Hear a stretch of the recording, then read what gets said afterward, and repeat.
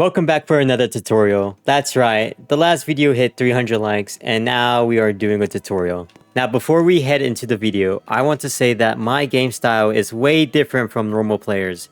So don't get discouraged, it may look hard, but just know you won't always get it the first try. With that being said, let's head straight to the tutorial. Alright, let's talk about how to maintain Timeskip Hinoto's bar, as it is the most important step as a TH user. First, let's start by holding down W keybind, then steer your screen either to the left or to the right by pressing M2 on your mouse. This may be already known to most players, but this is just the first step. The second step is going to be the exact same thing, but this time we are including A and D keybinds.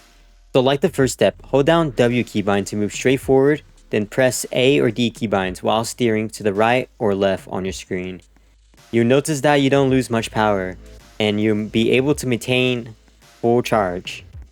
The third step is going to be a huge learning difficulty because you need to be fast on this part. Let's start by running forward with full charge, and now I'm going to stop automatically while jumping. If you lost your charge just now after jumping or glided somewhere, that means you weren't fast enough on letting go of the W keybind. Either you're too late or too early. If you're stuck on this part, keep on retrying. The fourth step is similar to the third step, but way harder. Basically just like the third step, but you are moving directions. I'm going to charge up my bar while moving to the left side, and I'm also looking on where to spike. Now once I get to position, I'm going to stop and shift lock quickly. Let me try again. I'm going to stop, shift lock quickly, letting go of all the keybinds very quickly, and looking at the direction where I'm going to spike. Now I'm going to do the same on the other side, but this time it's going to be with a D keybind. So I hold down W and D keybind, go into the right side of the net, and I shift lock while letting go of everything really quickly. This prevents you from gliding and allows you to be in the court quicker. If you made it this far, then pat yourself on the back because this is the last step on how to maintain your bar without losing power. So this part is like the fourth step, but this time you are flicking with your screen. Here's what I mean.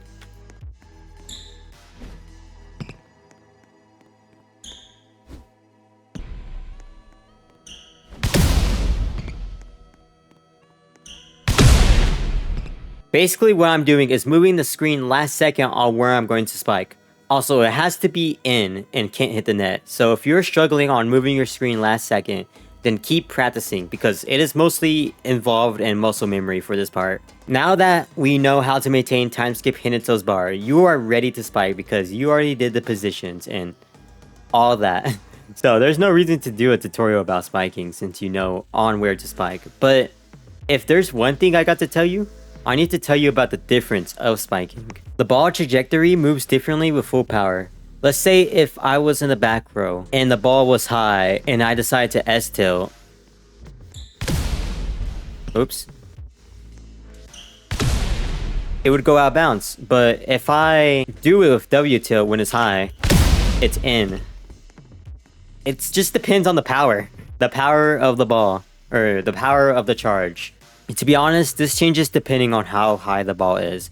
Because the S-tilt changes, you know. The ball could be super low and you S-tilt and it's still in. Basically, just have experience on what to tilt with this character. With that being said, if you haven't or not, subscribe and comment down below if this was helpful to you. If it wasn't though, then don't comment. Alright, that's all for now. And I hope to see you guys next week or maybe 2 days. Goodbye now.